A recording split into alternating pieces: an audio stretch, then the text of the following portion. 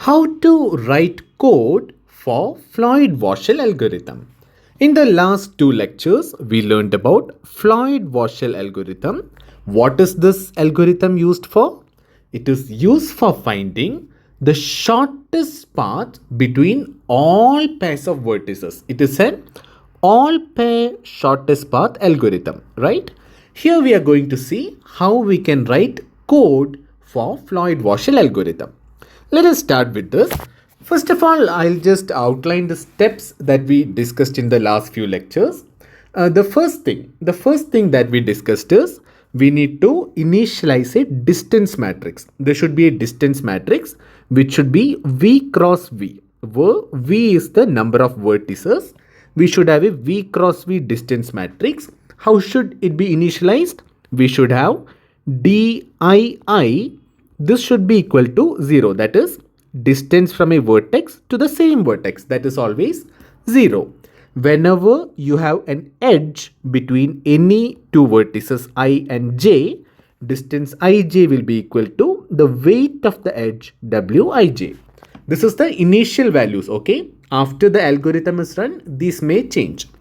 If there is no edge, then in that case, dij will be equal to infinity. Infinity means a very large value. That is what you can use. After this, once the algorithm starts, what do you have to do? For each of the intermediate vertex k, that is, we'll consider each of the vertices from 1 to v as intermediate vertices. While doing this, for every single intermediate vertex k, you have to see whether you can change the distance from other pairs of vertices by using this as the intermediate vertex. How will you do that? For each of the pair of vertices uv, or we are taking ij here, so let me take ij only. For every pair of vertex ij, what are you going to do? You are going to see whether the distance from I to k, we are considering k as the intermediate vertex, plus distance from k to j, is this lesser than distance from I to j that is presently available. If this is right, what are you going to do? In case this is right, you are going to update distance from I to j as distance from I to k plus distance from k to j. This is the Floyd Warshall algorithm logic. So this you have to do only if it is lesser. Otherwise, you will keep distance ij as it is. This is the logic that we discussed. So let us see how we can convert this into code. Okay. So finally, once you complete this complete loop, whatever is your distance matrix, that will tell you what is the shortest distance between each pair of vertices. Right? So let us start writing a function, a pseudocode. We'll call it Floyd Warshall, FW, let it be. Floyd Warshall. What should be the input here? Let us say the input that we have is a graph. Let the graph be given as a weight matrix, okay? So I'll call it W. What is this W? It is the weight matrix of the graph. Weight matrix means it will be like this. On one side, you will have all the vertices, let us say A, B, C, D. Here also you will have all the vertices. Ideally, it will be 0, 1, 2, 3, 4. For easier understanding, I am writing it as A, B, C, D, vertex names. On each of the entry, you will have the value as we mentioned here. That is, if it is from same vertex to same vertex, then it will be 0. So if you take these values, AA will be 0, BB will be 0, these will be zeros. Then if there is an edge, then that particular weight, let us say AB edge weight is 2, then you will have value 2 here. If there is no edge, let us say AC, there is no edge, then it will be infinity.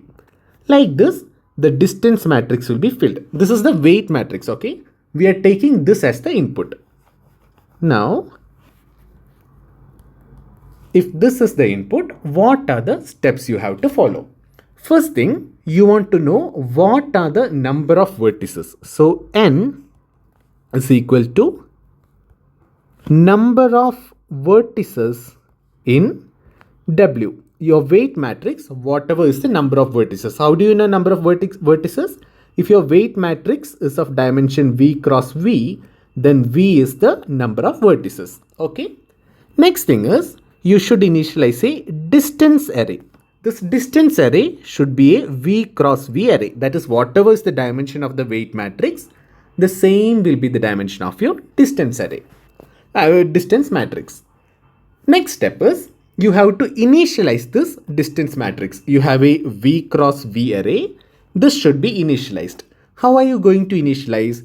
Initially, whatever values are present in the weight matrix, they should be copied as it is to the distance array. So let us do that. For I is equal to 1 to V. Let us say there are we took n here, right? So if there are n vertices, then I to n, okay? I to n, what should you do? For each of the vertex, each of source vertex, you should have a destination vertex also. Then only you will have pair of vertices. For j is equal to 1 to n, which means for each pair of vertices, what are you going to do? You will take that pair dij and populate the value of wij into that distance matrix. So this is the initialization done. Once you're done with initialization, the next step is whatever we have mentioned here. This is the main part of Floyd Warshall algorithm. Considering each vertex k as the intermediate vertex, you want to consider all the possible pair of vertices, and for those pair of vertices, if it is possible to get a smaller distance from the source vertex to destination vertex by using k as intermediate vertex, what will you do? You have to update the distance from I to j as the new distance, which is by considering k as intermediate vertex.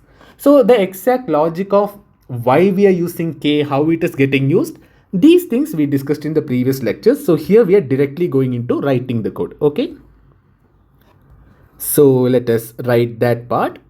What are we going to do? For each intermediate vertex k, how will you write it? For k is equal to 1 to n, for each intermediate vertex k, what do you have to do? You have to find all pairs of vertices. For all pairs of vertices, you will do for I is equal to 1 to n. Inside that, I is the source vertex here. Then you have to get a destination vertex as well for finding all pairs of vertices. So for j is equal to 1 to n. In this case, ij will be a pair of vertex. K is your intermediate vertex. Okay. For each intermediate vertex k, take a pair of vertices, and for that pair of vertices, what do you want to do? What is the check that you are going to do? Distance from I to k plus distance from k to j. That means considering k as intermediate vertex, distance from I to k. If this is lesser than existing distance from I to j, what will you do in this case? In this case, you will update distance from I to j as distance from I to k plus distance from k to j. So this is the main logic of Floyd Warshall algorithm. Once you complete this complete loop, what will happen? You have considered all the vertices as intermediate vertices. For each of those cases, you have considered all pairs of vertices. This is the complete work done. Once you complete this, finally, whatever is the value of your distance matrix D, that is the final result of Floyd Warshall algorithm. You can return D. So this D, at this point, what will D have? D will be a matrix like this. It will have all the vertices here like this, A, B, C, D. A, B, C, D. In each of the entries, you will have the shortest possible distance between those pair of vertices. So this complete matrix will give you shortest distances between all pairs of vertices. This is why Floyd Warshall is called as all pair shortest path algorithm. Okay. Next thing is, in the Floyd Warshall algorithm lecture, we also discussed that in order to detect a negative weight cycle, what do we have to do? After we complete this, when we get the distance matrix, we have to check whether any of the entries dii, any entry dii in this distance matrix, is it lesser than 0? If it is lesser than 0, that means there is a negative weight in order to reach from one particular vertex to that vertex itself. See, ideally there should be 0 weight to reach from one vertex to the same vertex because you're staying there only. But if that value is negative, that means this vertex is part of a negative weight cycle. That is why you can reach from same vertex back to the same vertex with a negative weight.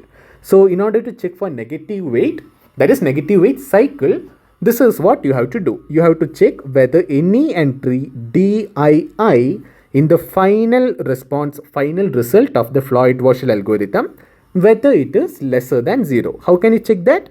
For that, you simply have to write a loop like this. Let us say for I is equal to 1 to n, that is 1 to v for all the vertices. What will you do? If dii is equal to lesser than 0, if this is lesser than 0, what will you say? You will say return. It has a negative weight cycle. You can give a some flag which would show that it should return failure. That is, there is a negative weight cycle present in the graph. So in the previous lectures, we had discussed in detail about why you won't be able to find out any of the shortest paths if a negative weight cycle is present, right? Because of that, in this case, in case a negative weight cycle is detected, that means there is no point in checking the shortest paths in this graph, because you will never be able to find a shortest path if negative weight cycle is present. Okay, so this I just gave additionally. Here our algorithm already ended. I just gave additionally, if you want to check for negative weight cycle. Next thing is, what are the time and space complexities of this algorithm? We already discussed the algorithm here, but what are the time and space complexities? Let us see each of the steps here. Here you are just checking number of vertices in W. These are simple steps. You are initializing a V cross V matrix. Here you are putting values into each of those. So this step, it is order of V into V. So it will be V square. Okay. Order of V square is the time consumed by this step because you are updating each entry in the distance matrix. It is a V cross V matrix. So total time taken is order of V square. Next major step is the most important step in Floyd Warshall is here. For each of the vertex V, which means order of V, what are you doing? For each of the possible source vertex I, again order of V. For each of the possible destination vertex J, again order of V, you are doing this operation. So this is an order of 1 operation. But in order to do this operation, you are taking 3 loops. First loop will run order of V times. Inside that, second loop will run order of V times. Inside that, third loop will again run order of V times. So, what is the total time complexity? Time complexity is order of V into V, which is order of V cube. So, the time complexity of Floyd Warshall algorithm is order of V cube. What about the space complexity? Space complexity means the additional space you are using for this algorithm. Here the additional space is taken by this distance vector. Whatever is the weight vector that is not additional space, that is already given. What you are using additionally in this algorithm is distance vector. So here you initialize the distance vector. It is a V cross V vector. That means order of V square is the space. So what is the space complexity here? Space complexity is order of V square. So the time complexity of Floyd Warshall algorithm is order of V cube, and space complexity of Floyd Warshall is order of V square.